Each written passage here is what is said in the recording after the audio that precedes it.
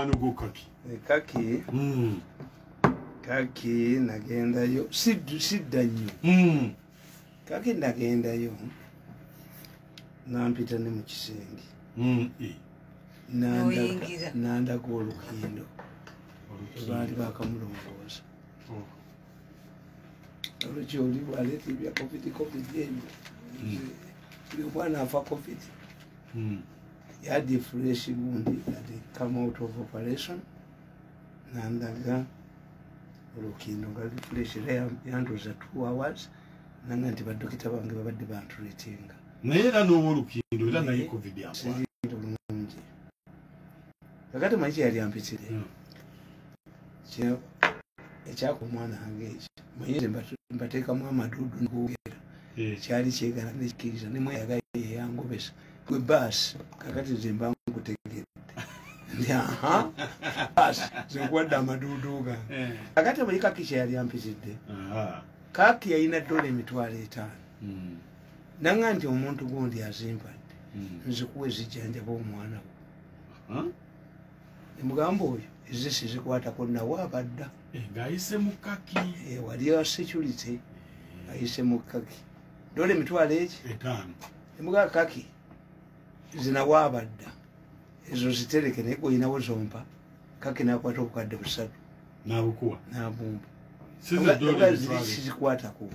Empabi yagenda dde. Zinagenda dde waffe. Mu 13. Siyinza kutuya zino.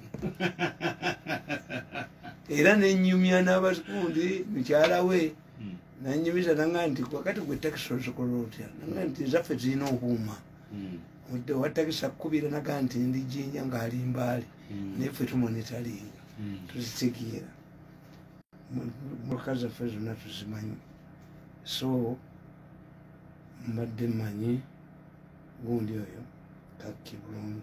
Ekyokubiri tewe nalaba bwe nasenga nasale yampa abasirikale nengenda ku faamu ya Kaaya.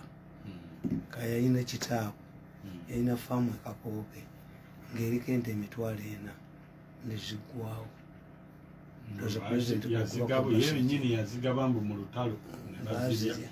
Faamu ya Kaaya njijjukirako ebintu bibiri. Nasangawo emirambo gy'abagole 2 peya n'obwowo bukyawunya. We yali solitaring house yawe yekera. Nakulumu bajja abantu ekikyusa ne babajja poliisi Eruweero ne babatwala ku faamu eyo. Kati abasirikale nga batya okukuba amasasi. Tebakuba amasasi abayekera bajja kukola ki? Kuwulira. Naye mu be baatwalira mwalimu omukinjaaji. Omukinjaaji yalaba basala nga tebamanyi kusala. Nabaga nti nze mumpe ekiso. Mumanyi byakuba amasasi. Omukinjaaji yasala abantu 20 mu ddakiika ne bamugamba omuzeeyi katukuzeeyo ojja kusalanga busasi. You see when these people talk, if you don't know me, it's because these things are not documented.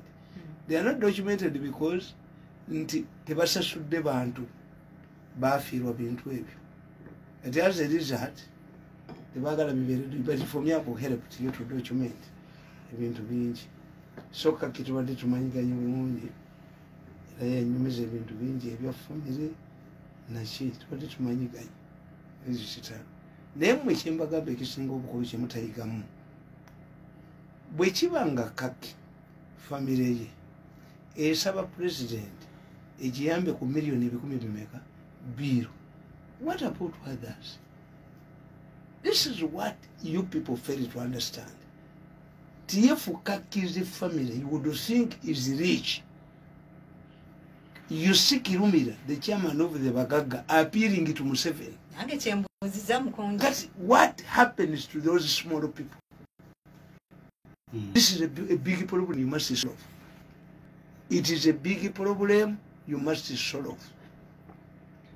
How do we make kubanga bweziba ezo billioni meka mumanyi nti mu ddwaliro mugende mbuze gumuyita munnakyalo Seruka yeyitani Kaloli Seruka. Kaloli Seruka nga muganda we mwanyina mama wafa naye wangabi nga jafuna kakuloti nga bamugamba okumulongoosa 90% emikisa takomawo naye bwe tutamulongoosa bibikamu anembisayiro Seruga nga takkiriza nga balongoosa yafa naye baayita ewiiki namba ng'aliko okisigeni yeesiga dda bakalisulatinga sente Seruga omusawo yamugaa nti Seruga what are you doing here?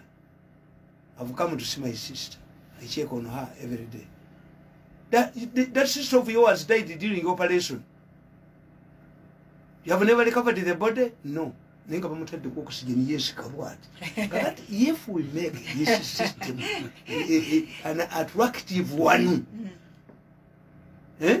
we make health a business, it's dangerous. Nze mbawulidde mu byemwogera.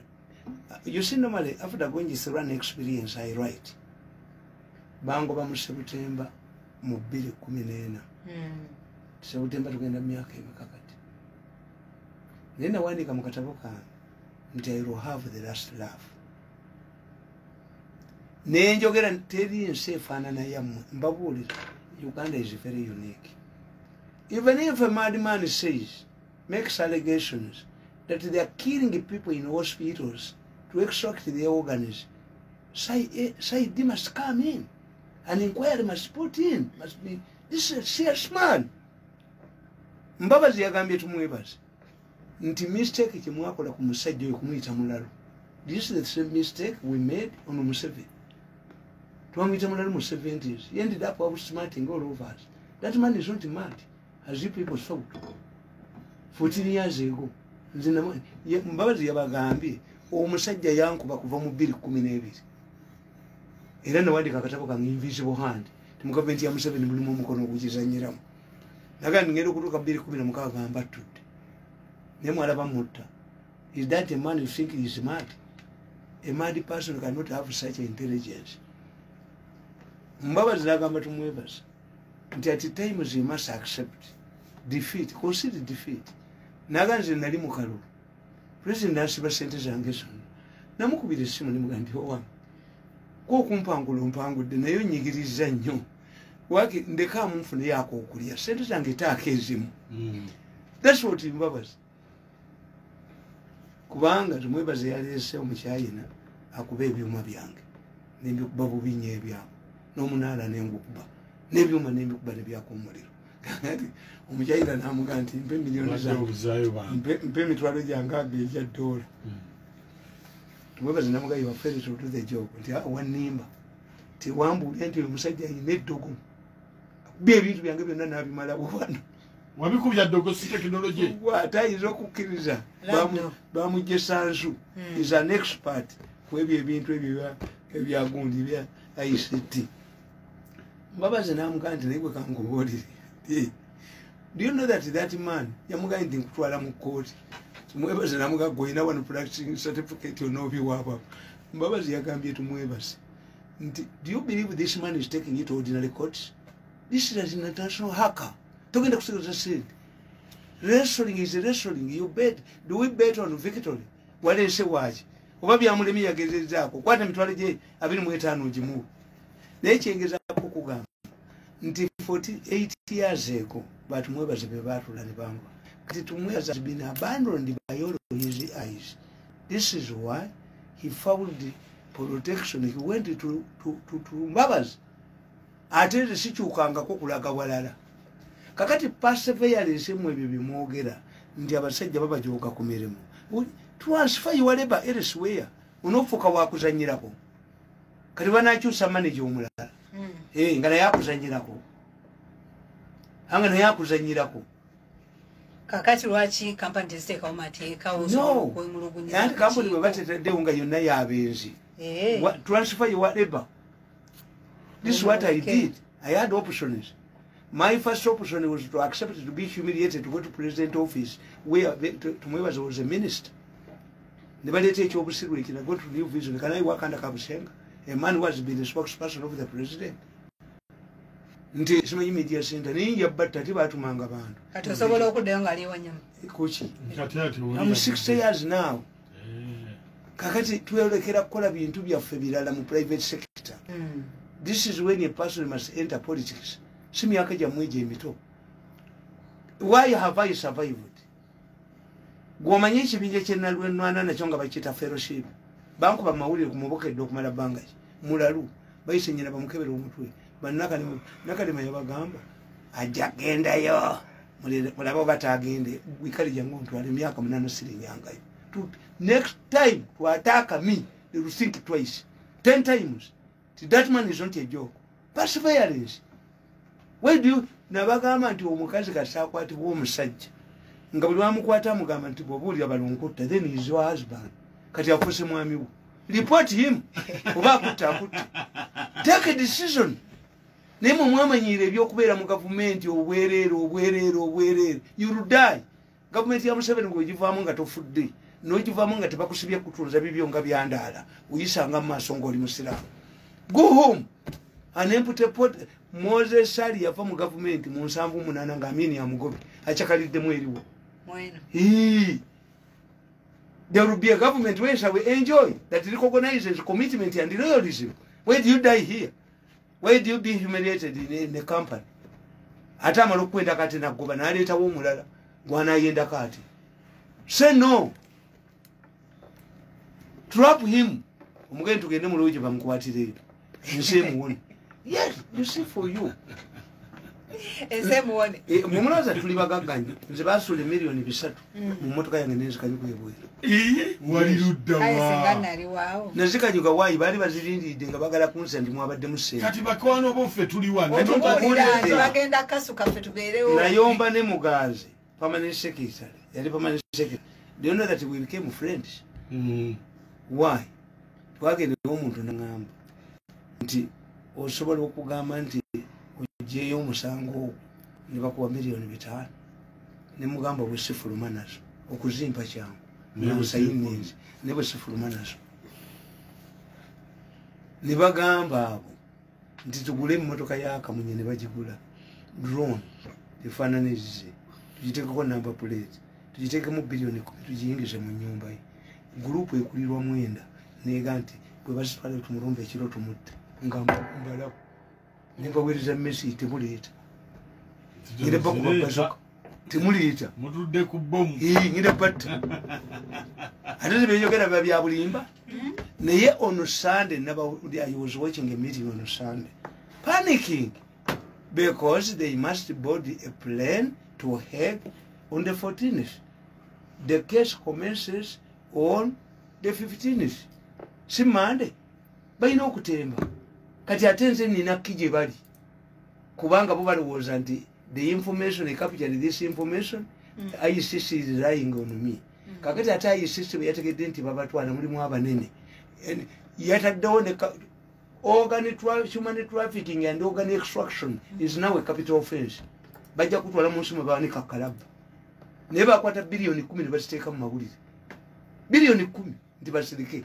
Kakati ate ako kamwenda ne kagenda mu red paper ate ne kakuba story eya organ ne bakongera 5 billion. But tumwebaze yakubidde mwenda essimu. Mwenda teyazze. Waliwo abadde mukwano gwenyu yamukubidde essimu namugamba mwe muyina ebyuma omusajja akyaba monitoringa temujja wange ne mu office temulinnyamu mubeere n'ebyuma byamu. Tumwebaze is abandoned. I sympathize with him. Kati ategedde.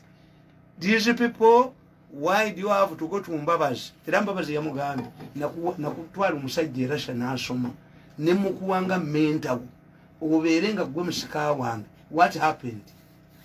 Mu Sunday meeting Professor yabagambe, didn't I tell you in 2014 that this was a dangerous business? Did you listen? Omusajja omukulu omulala n'abagamba nti when I was still in UN, I alerted you. Nti investigations was investigating. Kakati egundi nti nabagamba ntya nti the fire is reignite temujja gisobola gikontrolera. Naye yansanyudde yabadde musawo w'emulago. Yagenda nti bannange mutuguliringa mutuwozesa naye twatta naye ebyo mbirekere Katonda yali tuwozesa naye mutuyambe solution yeeriwa nga baddamu nkyawo anti balina okumpa ssente leewo Lero. Awulira mgonja. Ate guli muteeko. Leo. Sizikwatako. Tamala agenda kufuna ku ssente. Abo baleeta nina data. Anti bagezeza kuba ebyuma byange ne bibala. Ayinza zikasuka. Kati nze nina data. I gave them an agent ne mbaweereza ne message. Nabaweereza message mu meeting ku Sunday. Era ne bajja basomera nti mugirabe. Do you know what the man is saying? Kati kusimisibwa nga baga nti banzite. If you fail to kill me in the last 8 years, kati mwechemba gamba perseverance. And I've suffered. My family has suffered. They targeted my wife. They targeted my son. They targeted me. 5 times poison. But after 8 years, who is paying now? And he answers, Sula. Era never going to Muna Silica, government in Silica. 63 surgeons are going, including Murago surgeons. 63. Naikitegezaji. There will be stampede in hospitals. Ate singa government tebalowoleza mu bubbi na kulowooza kunzita n'okulowooza nti nze ompa omulimu ne ŋŋendayo sisobola baalinzise gavumenti yaligambye nti badde tuwulya omulalu ayogera ti mu ggwanga mulimu organic extraction illegal organic extraction nti let us put an inquiry ICC tekulumba nga waliwo loko tribunal naye baabaleka abasajja ne babasaba miliyoni za $3 ne bazikuŋŋaanya bakyayina bagawa miliyoni 10 kampuni yabwe nenjogera baggalawo abantu babalungu naye babamiriza $10 omusajja w'omwani naba miliyoni naye akanoonya kakati abasajja bali bagenda okutegeera nti we are dealing with the crooks tubasabye emiliyoni 3 baleesa 2 nga 10 bali ebbi 10 baali ebba ate be bali ebba kakati eri ddiiru neeyiika jule ne bagijjawo ne baloya baabwe ne babagoba kakati they don't have money. Why? I'm telling you the gift, the virtue of perseverance. Kubanze nkugamba. Sisinga omusajja akwata omwana wange. Any of my children. Namukulembezamu ne mmundu. Nti musevinga omwana. Bombimba kuba amasasi. N'omwana wo. Kubanga basobola okutta nze. Aneeri bamutta oluvannyuma. You must be able. Mwe mulowooza nti abantu bano abasacrificing the sea, may I feel proud nti today Masaka fika salama yalagawo emmotoka zakendera waliyo dokiti era bamuyina bateekawo amateeka amakakali nkugambye ziri accident bakolanga nkole era ne bateekawo era baali bawadde abasirikale sente ne bazireka ne zeetomera kasaba nawayo omupakistan ne bamukwata bakwata n'abachina babiri kale abachina balina abantu abangi banona bafu kuba babikutwalako ng'oli mulamu kati ezo road block eziriko kugambye eri market nakikuba neggwawo erugazi yali center n'ekiruddu kakati erugazi mukyalaba bafiira mu bikajjo bya meta basi ezetomeranga mu Western Uganda Eastern abakazi baali batuuse ku 18 buli lunaku abafiira mu ssanya. Is it not true or true? Kyabawulira kati abafiira mu ssanya baleta eddagala eddala placenta baali batundu abakazi ab'amabeere nga bajja ne babalimba nti olina kansa n'otwala amabeere go ne bagasala miliyoni 8 ne bagatikka ku nyende bagatwala amabeere waliwo gye bagalya. Is a delicacy. A placenta is a delicacy in Nordic countries. Omuntu nga bamubala gye mbakubira akatambi k'omukyayina olinaga nti atusobola n'okusalirako nti kiro y'obusomi yesente nti $10,000 ate omutima nti $5,000. Buno obwana bwonna obubula bwe mulaga nti buboze. Oli abeera lijeyo customer ti omwana wange wa myaka 4 oba baby talina mutima n'alyoka bwaguliza obubwo. Ono omwana gwe bakwata enansana did the case proceed bamusanga ne billioni 10 nga ina ne kaduliro akaduriringa obwongo okubutwala. Ibi byabulira tibiriwa byabulirawo benzi gye batugambanga anti eriwa. This where the media yammwe kakati mwe kyovolaba the moment you kill the truth the channel kuba kakati enanga ye musajja agenda okugenda mu Genesis record muweerezaayo nga ye muserikale asinza okwogera ebyobusiru. He deserves a page in the Genesis book of records. Kakati as a result, if government fails to tell its people the truth, then it creates the oyogundi nze neewuunyiza. Omanyiza buli kintu kyendaba nkitunuulira nenkijjamu amakulu. Mukimanyi nti oyo omusajja yani oyo gundi wamu uno nokumuwandika mu mawulire ali ebweru Lumbuye. mukimanyi nti Lumbuye singa tubadde mwaka gwa kulonda naga nti akomawo baali mukimi abali mukimi because you see it on newspaper series nti ono Sunday looked for amawulire nga tewali nembuza wa kiki ekinene bakyusira cabinet baga Lumbuye bamukutte tebamukutte. What does it mean? Why do you force Ugandans to worship people like Lumbuye? It was the ones who have created space for the Lumbuyes. If you have 63 surgeons, including prominent people, someone is as no newspaper. So what if Lumbuye talks about it? Nti Radio Katwe. Why did Baganda develop Radio Katwe? How come that Ugandans during the Liberation War listened more to Radio Tanzania, Dar es Salaam, Nyakato Nani? Because the moment Kambabulide Munansi Rwali Rupapuramayi before the president came, it is even what he died on Nancy. Munansi Balwera Mubozo one. Nebagula gundi kineshi ekinyola nebalunyolera ko mu motoka ningo beta soka kusoma Munansi olungeza ne Woluganda. But when the government came, the area of Uganda is accessible, Munansi had to collapse. Why? The NRM was telling the people the truth. This is why Paike built a government newspaper in Africa which got market. Era Paike we take all Papa Rabukede. Semakuland where I got to do Papa government to Kola. But this man had built confidence.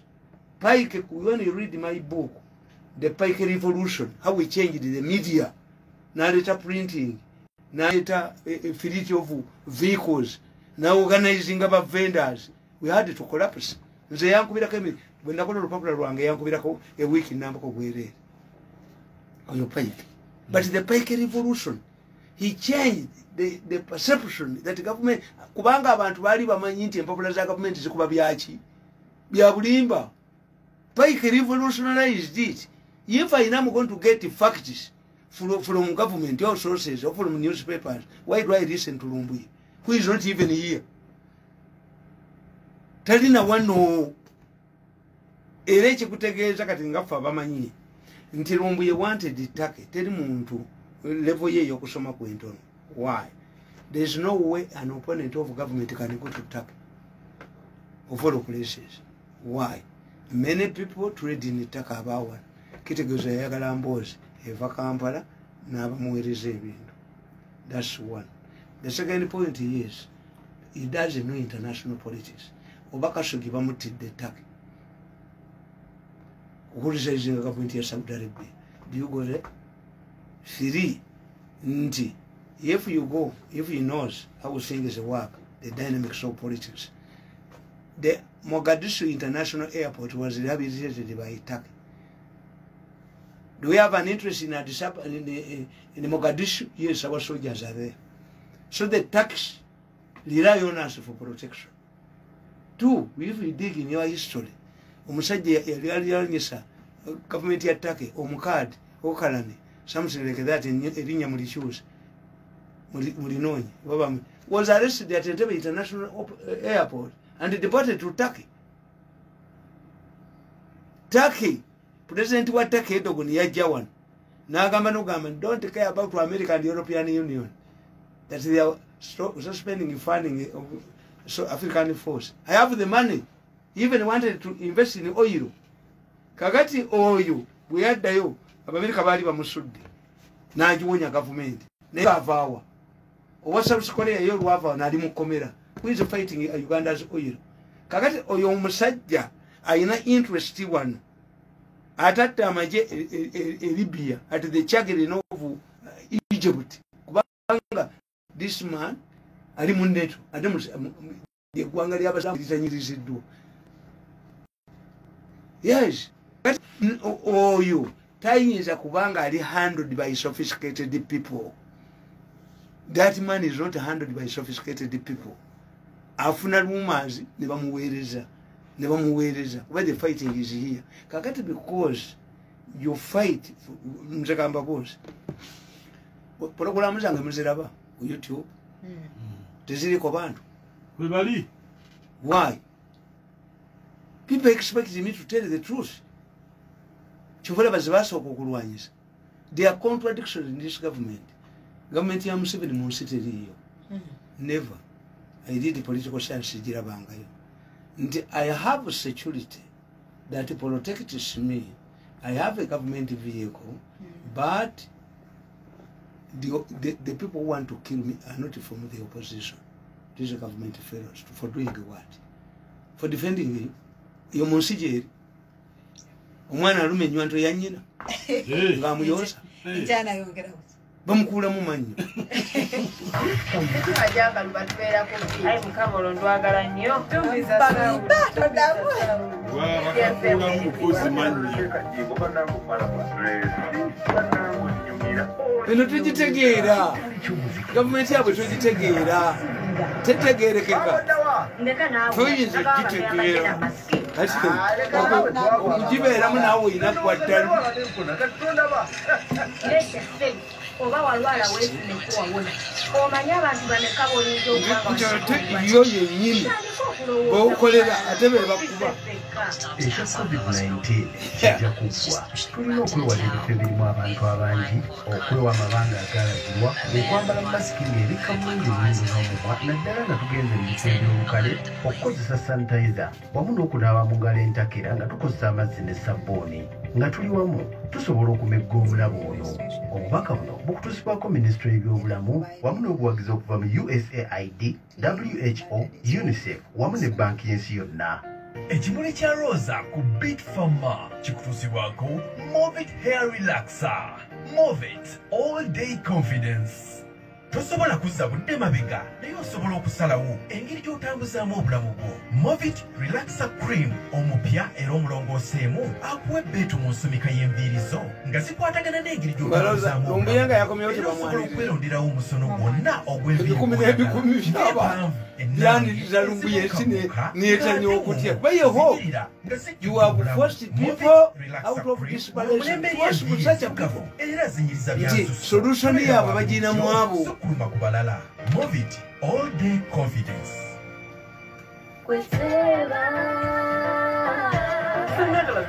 Junior, genda mwena ale. Bero mwangu zingo za nyakazanyo ka BTM chikola. Nawulira gama mvudde mu people power. Choino kola cheki mchuka. Tega maso ku BTM TV oyangule chibuzo otireke mwendo gy'ebintu eby'enjawulo nga fridge, TV, bonna bafaanagana babuwaina bano bafaanagana wakulira okutuuka ku lw'omukaaga sabiri n'ekitundu wizakawungeezi ate nga waliwo n'omukisa ogw'okwewangulira emmotoka kapyata okuyingira akazannyo kano nyiga star 2M0 star 3 ku simu y'ogoberera emitendera enkola n'obukwakkulizo bigobererwa. The Directorate of Industrial Training yaweebwa okusobola okuteekawo omutendera ku masomo 8 aga pre-vocational wansi w'enkola ya agriculture, art and design, performing arts, physical education, technology and design, nutrition ne technology, ICT ne entrepreneurship. Era ng'omuyizi ajja kubayekennenyezebwa era akakasibwa the Directorate of Industrial Training DIT kugendereddwamu okukakasa nti abayizi bagondera ebiragiro n'ebyetaago mu nsi ey'okukola oba enkozesa mu mulimu ejjuukiddwako. Emitendera gino weegiri era ng'osobola okugifunana singa obeera okyalidde omutimbagano gwa DIT uganda.org kuva ku nooti 425-12-56 DIT Promote Employable Skills. Beera mulabufu togaba nnamba yo ey'ekyama eya Airtel Money. Abakozi ba Airtel tebasaba nnamba yo ey'ekyama bwe baba bakukubidde oba nga bakuweereza SMS oba email. Buli kye weetaaga oba kuwandiisa nnamba yo, kukebera sim card yo oba kukyusa nnamba kikolebwa ku dduuka lya Airtel erirambiddwa obulungi. Okuloopa abafere kuba ku emu ennamba ya Airtel entongole ekkubira ng'olina ky'owangudde eri emu yokka. Nooti 2 emu. Ebisanyusa bingi ku makya mukuuja nakacwa ne amooto mu balanguzi Sisebuka ku Bit Pharma ekintabu ky'omuziki ekisi kakati otegedde teggwanga mugenda direetera obuzibu abantu bwe babeera disparate bakuba nti a droning person can even touch a straw n'akakonzikonzi akakwata banga ekikutegeeza nti mass communication be mass communicator atambulira ku credibility. Omusajja bw'agamba nti Museveni yafa kakati amugegenya yafuga eggwanga nekizuuka nga mulamu gw'olabyeko nga bagondi gurupu ye gy'alina ekendeddeko kitegeeza oyo kati takola kibi. That's very dangerous in mass communication. A person who does not nga mu economics tugiyita elasticity of demand nti ebbeeyi bw'erinnya tugiyita gifen good sigala n'ebyo bisigalayo nga birinnye ebbeeyi. Why? Abantu basobola bivaako. That's dangerous. Ate kwenoga nti ate otaddewo ekibiina ky'abablogers kakati omusajja ali ku bbaati waggulu kweyagala okugjayo noti omusajja omuntu omuwende bagiyimirizeko kyokoze babloggers ani abagoberera. Who is following these bloggers? They speak to themselves. It's not a question of bloggers. It's bigger than bloggers. It's a perception, to change the perception of the people, to solve ekibaleetedde abantu okubeera disparate bwe bati ate amawanga gonna gabikola. Human beings are the same when they are disparate. Mumulowooza nti Madagascar sinsi ennene nnyo DJ yajjati agifuge DJ agifuga nonna ono Liberia yabanigulo America yagitandikawo bakumewo abaddugavu ali tebagala kubeera mu America ninga tebakyesobola kutwesinga waabo ebadde efugibwa banigulo. Omusambi w'omupiira yavaawo. Omusambi w'omupiira yavaawo yafuyine tutumu yanti abantu batuuka ekiseera bagamba nono kati omugezeeko. Yes, out of desperation. Ewaffe wali omusajja nga siriimu yakajja yalwala siriimu n'asoma mu lupapula lwangabo nti supu w'embwa awunya siriimu yatta nnyo naziwuta ate akabuto kayabika naye by then singa si siriimu bamuyita kaveera. kakati you see, look what Philippines. In the Philippines naye eruddewo nnyo nsi y'amaanyi Philippines naye baafuna omusajja nga bamuyita Joseph Eswada. Eswada Joseph yali musajja mukubi w'amatatu nga mukulu nnyo mukusala nga mukusala mutega matatu player kubembwa. Yes, nga Gambola yeyimira kuba president nawangula yabagamba nti mwe baseya kasasiwere sawa musambu nga State House mugiyingira ate yabatwalayo ne bali emmere budget ya government negwawo ku State House nabaga ng'akeera mu ttatu era ekya kalidinali bamuyita Sini yali musajja wa maanyi nnyo bakawuma bedda bansoboka bedda yabaga nti ono Gambola Joseph Eswada nga n'erinnya Eswada yali wandika mu liticha reverse teryali lirye Eswada kaganga bolinye ngabo dia tamale no twabikolanga mbuto lemata miru yaba ekyabawonya impeachment bajja ne bamukola ki baina vice aloyo naye bamusiba oluvannyuma ne the man, how did he sneak? When you read the Singapore story kuwa nili yakubuulira yalonda president nga amuyita gentleman kubanga oyo gundi kuwa niliyo yali akkiriza nnyo mu buyigirize mu mpisa muki bagenda omuga nti president gye yagenze kubugenyi nti abawala ba hoteli obwedda ayoola buyonsi n'agamba bannaye nga tufi. How did he come near to be appointed a president? Netugenda Jamaica. Jamaica aliyo omusajja strip dancer. Ne bamugana nawe kikwate mu. Kikwate mu.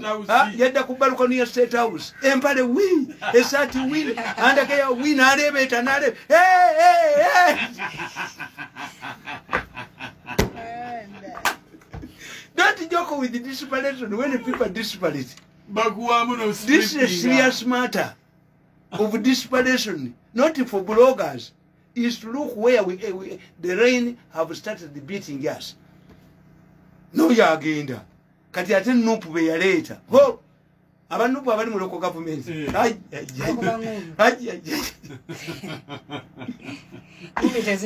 nawulidde owerubaga ngakanti looya agwegenda mu kooti bali bakivandulo yagambye mbuze nayise abantu 20 babeerewo baleese egalali y'abantu 200 ne bimubuuza nti waliwo yakwatiddwa covid ate kambabuulire I'm disappointed. Me I'm a very disappointed man. You hear people, even MPs, when the problem they do is political expedience. When babakwata Sebagala, when yagamba, oh no, abba sente z'abazungu, tabba sente zaffe bibbi. How? Because when Byanyima wanted Sebagala to support her husband. Sebagala lwe yali akomawo edde before n'atajja semwogere ne Sebaana Kristo baasiiba Ntebe kumukulisaayo. How? A country signs agreements nti Interpol. How do you expect Museveni to send a representative to fight for Sebagala? Abye bichupuli kubanga lawyer wa Sebagala yamugamba nti why obanga ekichipuli is a problem of America. Kakati ffe tubuulire. What did you sell to UN to warrant this payment? Nina munne byofuzi gwe nawulidde mukyala naye abo sibanenya baasoma kitono okusoma kwa wano kunafu kujjako nga you have upgraded. People come to me tijagala omwana nga abeerenga gwe. No, I did a menu. I buy books. I've educated myself on many things. Tebamanyi international relations. If this man is arrested for illegal stay, can the Ugandan government send there somebody? Bamujeyo. How? Mutemanyina mateeka obanga ensi eyammwe kidandala nga buli omu ayingiramu. Do you believe nti n'ensendala kidandala? Don't know. Nti bamute. Oli gundi bamute. The government intervened when a man called Bisangwa was arrested in America. Why? He had gone for state mission. Yali agenze kula byakulwanyisa without authorization. Nga tulina okufuna ebyokulwanyisa naye nga America balina process y'amaanyi. We are facing a war. We even mortgaged our building, embassy of New York. Yali ku duty. Yali kuki. Naye nti government ebeeta omubbi ng'abaawa. Kuba Interpol, you don't know. Aba basajja ba Interpol bonna ssente bali ezaabwerere. Come on TV and explain the role of Interpol, the international police. Interpol. No. You see, abomba sekerera. Nti baddira abomba sekerera. They are not communicators. Let me tell you. Mukaluwa akawedde e Kenya. Uhuru yayina ennyonyi 7. Ngalayira ayina ennyonyi 4. Ngaliwo omusajja bamuyita Ruto governor nga ayina eyiye. Uhuru yayina emmotoka 35,000. Ngalayira ayina emmotoka 25,000. Nga kwaliwo omusajja gwe baali bavuganya naye baali bamuyitaane. Nga yasinza abagoberezi kwebyo ebintu byammwe ebyo. Teyafuna mitwalo eki. Abamu mumanyi n'okuddira tekanjogere nfune n'obawa ssente ate bagende bavisitinga egundi yo. In Africa, interface is still important. Interface is still important. Nti TV, how many people are families that have TV sets? And are they their priorities? Interface.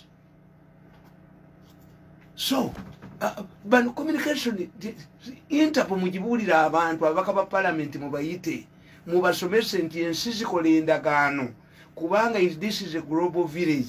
We have international obligations tuyina egundi extradite treaties tyono bamuzayo bate bamuzayo oba tuyina obligations z'amawanga tyono bayina omuzaayo. Yes. Kakati kubobo oyagala okulwanyisa government ng'oli opponent, you go to Britain, you go to America and seek political asylum. At one time mukamba buli there was an agreement between the Margaret Thatcher's government and the British government. that if Museveni ever landed on any of the British airports, would be arrested and handed over to the Obote government. Ask him, Mumubuzi, Mugirimbuzi president. Was there no directive? Bamuteekako kye bakuntumye. Nti bw'alinnye bamukumyawo. Ssekabaka Muteesa, when he landed in Britain, bamugamba nti recognize Obote's government n'agaana. They denied him political asylum. Yafa mwavu. Countries have obligations. Era abo bempulira si beewunya obwongo bwe bumu. In 1966 crisis, the Mengo leaders wrote a letter to the then Secretary General of UN, Usanti. We are being invaded by the central government. Usanti, ekiri wano, ebaliwo etuse wa Usanti. Amajika yuni gajja. Usanti yabaddamu. I've perused this through. The UN, the list of UN member states have not come across Uganda. What I've seen is Uganda. If Uganda is part of Uganda, those are your domestic problems. UN cannot intervene. How can I be an MP when I'm not informed? Tebamanyi international relations. Kati omanyi gye ko bima ya